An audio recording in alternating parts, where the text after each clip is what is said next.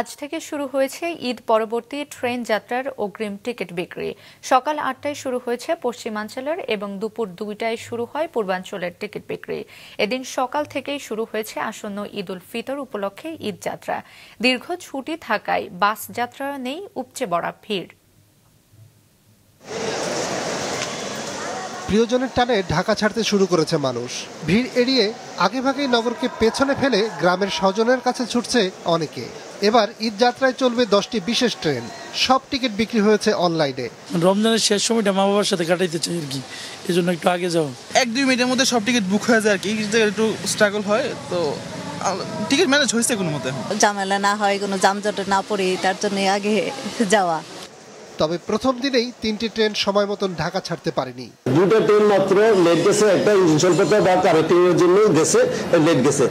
তো সেক্ষেত্রে আমি মনে করি যে যাত্রী সাধারণ খুব বেশি একটা সমস্যা হয়েছে, বিড়ম্বনার শিকার হয়নি।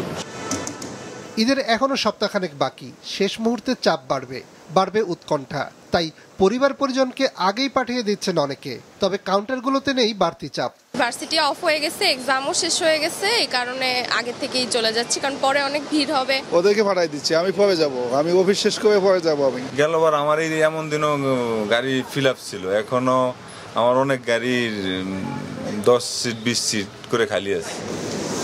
রমজানের শুরুতেই স্কুল কলেজ বন্ধ হয়ে যাওয়ায় গ্রামে প্রিয়জনের সাথে অন্যরকম ঈদের আনন্দ ভাগ করে নেওয়ার পরিকল্পনা করেছে ছোটরা।